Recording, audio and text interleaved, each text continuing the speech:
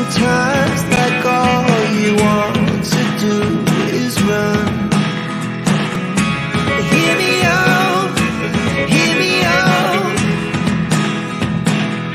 If all the things you never show,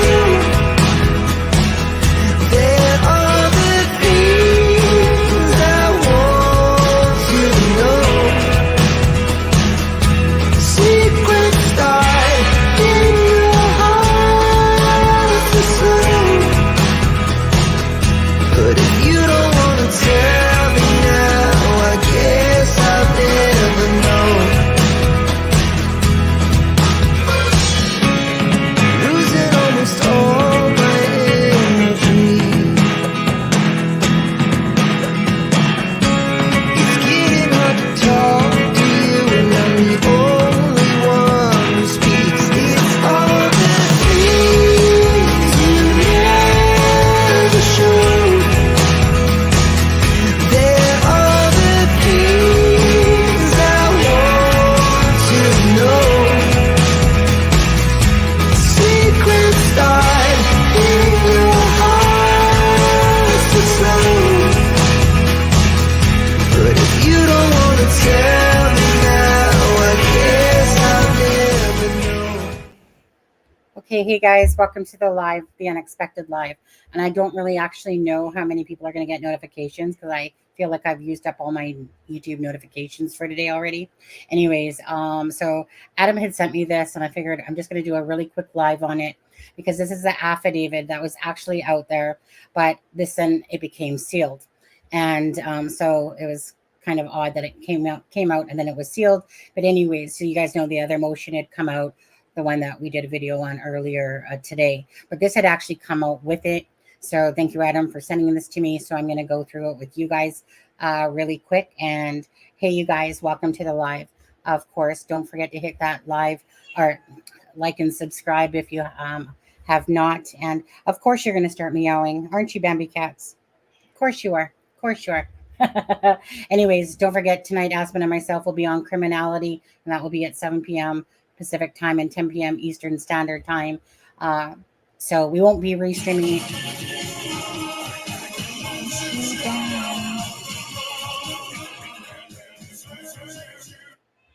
Okay. Hi, Stumble Grape. Thank you again for being 2 months. Well, thank you, Sunny. And hello, Adam. Yeah, Adam can't be on right now because he's at work or babysitting, one of the two things. But anyways, and again, so this was just sent to me, and I was trying to make dinner, turn that quickly off, doing this live stream. What's a affidavit? funny on there. But hey, you guys. So hey, Betty B, sees through, Jacqueline.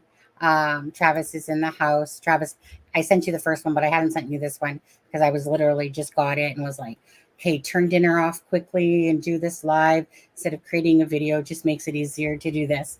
Okay, so as you can see, hold on, let me just make sure that does it have the date on it on there? Well, regardless, today's date. So the affidavit, okay, you guys. So on the 11th of 1923, I accompanied attorneys Robert Scremin and William Lebrato to the Westville Correctional Facility to meet Richard Allen. So after their arrival at the facility, it took approximately an hour to clear security and reach Mr. Allen, which included riding in a shuttle van to an interior wing of the prison. We met with Mr. Allen in the room lined with the windows where the prison guards could plainly observe the confidential consultation. The door to the room was left ajar and could not be closed. As the door deadbolt was left protruding from the door, preventing it from closing.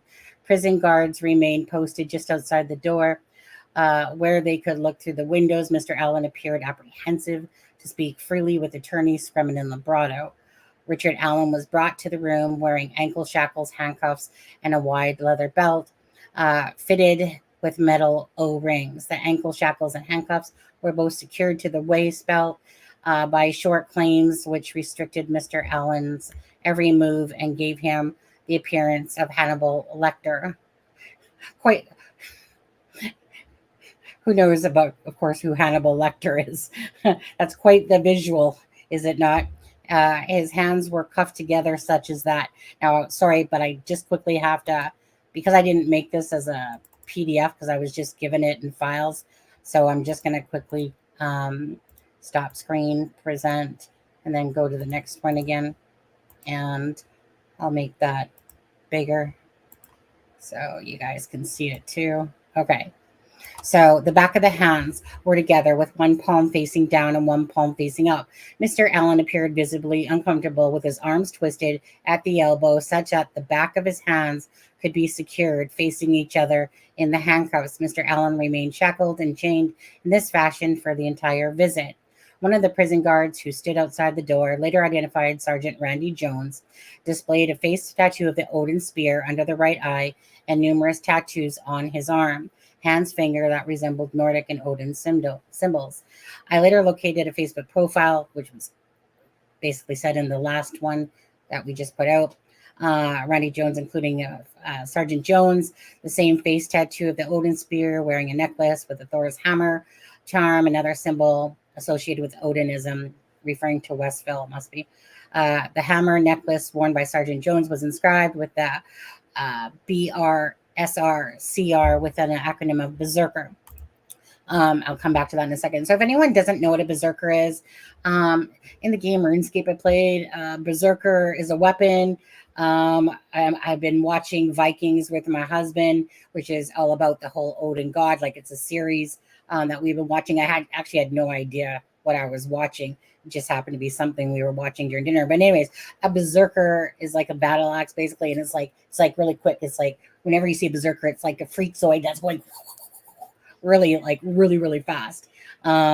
So that's, and actually it was funny because at the part of the Viking yesterday, a Berserker was ordered to go kill one of the guys in the show we were watching, and all I could think about actually was RuneScape. But anyways, a Berserker is, like I said, a weapon, like a battle axe basically. That's and the guy goes basically insanity type of thing. But anyways, going back, sorry, a little pop-up came up there. Go away. All right. So let's see. Sorry, I brought the wrong one up again. Back and forth. Okay, so where was I? Okay, but the Berserker, a Berserker is a type of Nordic battle axe, exactly. Okay, and a term used to describe warriors fighting for Odin. Other photos displayed their interlocking triangles and other symbols associated with Odinism.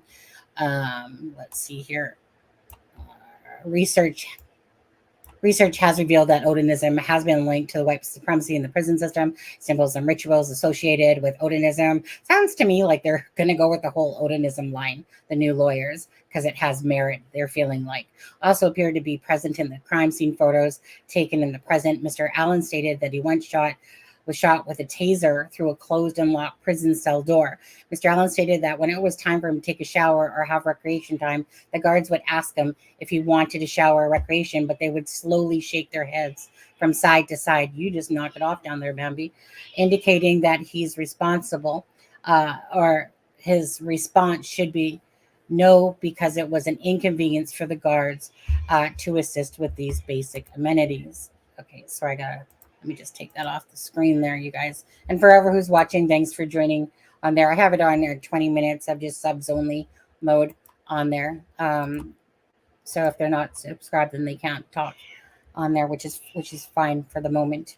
Because I just want to do this video live and then go back to making dinner for the husband and brother-in-law.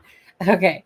Okay, you guys, 1 second. I'm going to go to the next page in a second. I really got to get rid of Bambi Cats out of here. It's driving me mental. Because I knew it. I was trying to get her out before the live, but of course she wants to start meowing. And she's just, it's not like she doesn't have food in her dish. She does.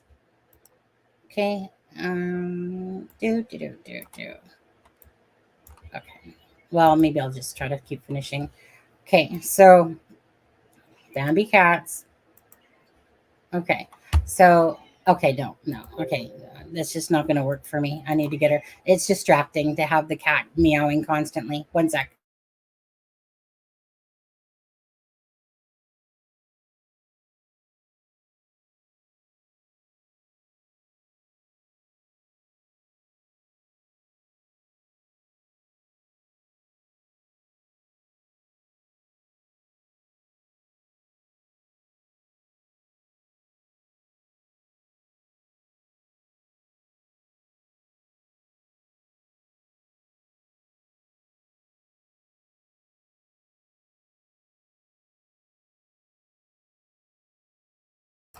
Okay, sorry about that, guys. Sorry, not sorry, but fortunately, I just couldn't handle the cat constant meowing. So I accompanied attorneys Scremin and Lebrato to Wabash Valley Correctional Facility, where Mr. Allen had recently been moved. The round trip drive and visit took over 10 hours to complete. Once at the facility, it again took approximately an hour just to get to Mr. Allen. Prison staff indicated that they didn't have any type of visitation rooms for the attorneys to use because they were not equipped for such matters, but the had fashioned a visitation room, some sort of prep kitchen within the prison housing unit. Let's see here. We're informed by the prison staff that there were video cameras recording the visit. Now, correct me if I'm wrong here, but remember that he was being recorded in Westville and that was supposed to be a big no-no and stuff like that? Do you guys remember that?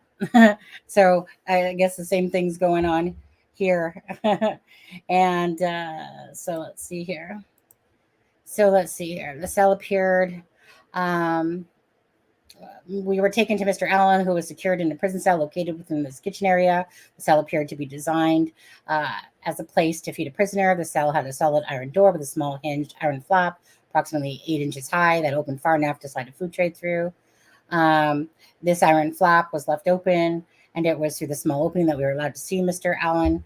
A folding table was set up approximately 6 feet from the cell door with the 3 chairs on the far side of the table. We instructed to sit in the chairs and not come 6 feet within the cell door. This setup was made impossible to show Mr. Allen any videos to discuss documents. Obviously, this is like a lot of the same stuff because this and the other motion came out, and this is the affidavit part. So Mr. Allen confirmed that he had recently spoken with Kara Weineke by telephone concerning the upcoming Supreme Court hearing.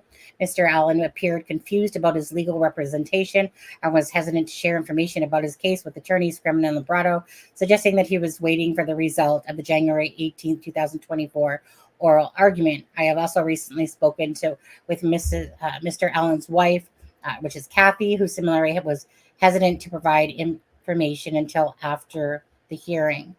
Okay, now there should be one more page here. Okay, one sec. Boom, boom, boom, boom, boom. Stop screen. Shared screen.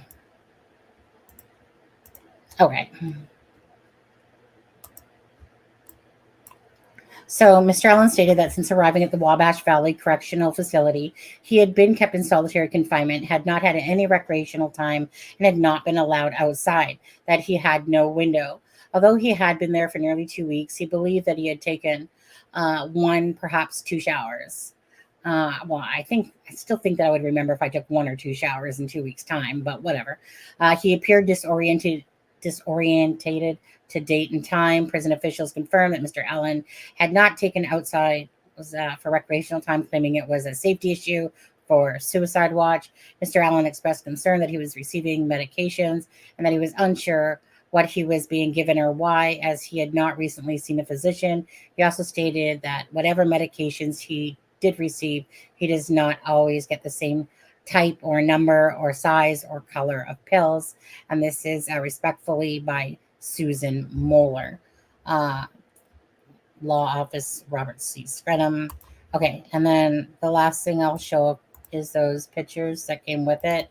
I see in the defense diaries, Bob Motta had put these out. I didn't realize until Adam sent it to me that there was the affidavit motion. Like I said, that was out and then it was sealed. One day they'll get it right. Anyways, so let me just stop screen and present, show that. Okay, so Randy Jones, like I said, I think he was in that 136 page memorandum, is one of the guards. And so they were showing like these pictures here. Let me just go back to it here. So there's, of course, a berserker, his Facebook page, and, this Odin Tatton, there's the berserker necklace on it, which is exactly that. So very strange, honestly. This case has gotten so strange and so odd, but it feels to me, correct me if I'm wrong, guys, but it feels to me that the Scremin Lebrato will be taking up the whole, for sure, the whole line of Odinism And, uh, now, again, we're going to be on criminality tonight, and we'll probably talk about it then. I'll probably weigh in on my thoughts more with the whole Richard Allard thing then. Me and Adam will. So really, I put out a video with the motion out there for your guys' thoughts on how you feel about it. Because obviously in the motion that was out, it was talking about, about the 3.5 hour drive, whereas the Westville was like, like an hour and something. And we all know that Diner stepped down, and then, and they said that they basically didn't want have the facilities to hold Richard Allen, and then he was put into the custody of, or went into Westville, and then Judge Fran, whatever, what's her name, Judge Fran, I don't know, having a blank moment all of a sudden. Fran Gull, Judge Fran Gull deemed that he could be moved, but only within the Westville facility. And then it was, I think, what was it? Superior Court, or whoever it was, that moved Richard Allen over to the Wabash Valley one. Okay, I'm like, what's going on? You're just gonna have to hit the replay really on this one, because on this one, Shelly, sorry. This is basically just the affidavit. It's basically the same thing as the motion. This one's saying a few more things in it. But honestly, just go back and hit the replay, because I need to get off of here in a couple of minutes. The guy on the screen is Randy Jones, one of the guards that was overlooking Richard Allen at Westville on there. Let's see here. What's Travis saying here? Well, let's see what SP74 says. They want Allen transferred to jail that's close and guarded by Cub Scouts with no tattoos. Pretty much. Yeah. Never happened, because they know they can't do that. We sued county over inadvertent recording of phone calls with clients that were supposed to be on unrecorded line. County settled it. Yeah, kind of confused on that, considering that, obviously from the Westville, that it was deemed as, breaking the client's right, privacy privileges by having it recorded in that. So it looks like those are the prison things that happen. And obviously that information doesn't seem to be forwarded on with Richard Allen and about the recordings and stuff like that. I wish they would get their freaking act straight, and then they release this, and then they seal the affidavit and stuff like that. And it's just like, I mean, with this case, so anything goes. What's more unknown is the timing of all this. What's more of the unknown is the timing of all this. Yeah, exactly. Hi, Peace Train. How are you? This is alarming. Does anyone think we will make it to the trial alive? To be honest, that's my answer. Don't know. I don't know. I mean, I would like to think so, but honestly, with this case, it's just like, you just don't know. Since this is doubt. I mean, again, we're going to be on criminality tonight, and we'll talk about this more, I'm sure, there with it all. Go back to the other video, leave your comments. I'll look over them, then we can have a discussion about that, what your guys' thoughts are with, should he be in jail? Should he remain in a prison? Do you think he's being unfairly treated? Are his rights being broken? Should he be able, like I said, to go over to the jail if he wants to, and, etc. Do you think Fran Gull is overstepping her bounds in the sense of, making it so that he has to only stay within the correctional center? And the lawyers are requesting him to either go into Allen County or Adam County. So whatever your guys' thoughts are. Unfortunately, again, on this particular live, I'll wait a few more minutes, you guys. It's just that I've been doing a lot of things, and tomorrow is our Canada's True Crime, and that will be on the Robert Picton case, the pig farmer case out of Port Coquitlam. So sadly, unfortunately, yesterday happened to be the coldest freaking day. It was all sunny and rainbows and Skittles. And then all of a sudden, come the time that my husband gets off work, gets home, it's freaking miserable, colder than shit. And my hands were freaking freezing. And an iPhone is like a battery charge. iPhones suck. for batteries. Okay, Samsung is way better. iPhone, you suck for your battery lifetime because when you're out in the cold, it's like dead. And I'm just like, really? So I got everything I really needed to record, but anyways, that's a huge case. 26. He was charged with 26 murders. There was 30 DNA profiles. He's a pig farmer. Started back in 1995 area. Well, when he moved back to the farm, he was a meat cutter. Kind of goes without saying. Actually, my stepdad was a meat cutter. Never turned into a serial killer, however. But anyways, so I have to finish making the video. So we'll be doing that live tomorrow for Canada's True Crime with Charmaine at 1 p.m. Pacific and 4 p.m. Eastern Standard Time. And yeah, so I've just been racing around today. Video, this, that, this. Wasn't expecting emotion to come out today. And then I seen it, or well, it was sent to me, to be honest, because I was too busy getting some Z's. No, I don't think he'll make it to trial alive, or he might be just too drugged up on there. Hi, Elena. How are you? Now, a typical judge would order immediately to knock the crap off about the guard present outside a door. That has never happened. Now, a typical judge would order immediately to knock that crap off. Oh, about a guard. Right. A door. That has never happened on there. Yeah. Well, anyways, you guys, it'll be a nice discussion tonight on criminality. I just don't want to talk too much about it and repeat myself, considering we're going to be on her live over there. And I know we'll be talking about this all. I wish they would just move him to jail of his choice. He's obviously knows the risks. Well, if he behaved like he's supposed to, he wouldn't look like Hannibal Lecter. C3, you could be right, but I think that they're anxious to get to trial, or at least the prosecutor is. It's time to get to trial. Okay. Anyways, yeah, I think I'm gonna head off. I'm gonna go make. It's just because, like I said, I got other things to do right now, and this was just gonna be a quick live. So I want to thank you guys for watching again. Please give it a like and a share if you don't mind. That would be appreciated. And come see us tonight on Criminality. And if you're not subscribed to Criminality, go over and subscribe. The description, her link is in the description of this video, or just type in Criminality Delphi, and you can find her in Google and stuff like that. Yeah, they are going to go with the Odinistic angle. You can tell, obviously. I wasn't sure if they would or not. I mean, if they feel like there's enough merit to it, then, whatever, right?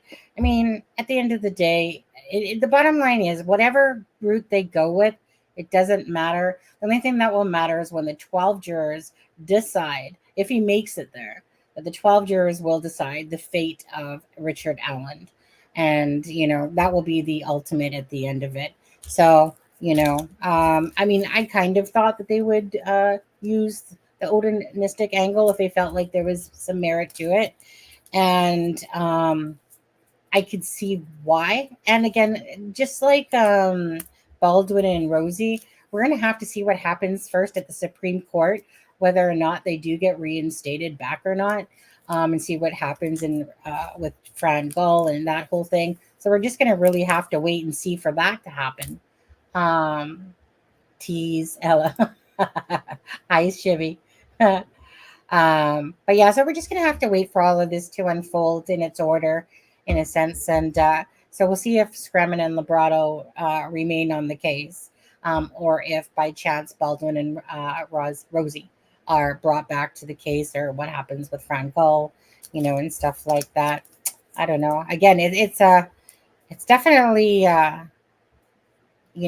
one of these topics that there's so many different opinions on how this is going or should go, and everyone's still up in the air about the whole thing because we don't know for sure what's going to happen on the 18th. And the thing is, the decision is not going to happen on the 18th. It's just going to be that they're going to each have their half an hours to talk about things, and then a decision will come down. So we'll see how it goes. Other than that, you guys, thank you so much for joining, of course. And Teresa, she just sent me the live for tonight link. So yeah, so thank you guys so much again, and we'll see you tonight on Criminality, you guys. bless and have a great day, and hopefully see you tonight. And thanks again, Adam, for sending me the information. I'm just trying to find the outro. Okay, take care, guys. Have a good one. This is Sunny Justice and Aspen Connor from It's a Crime and Shame, wishing you all a good night.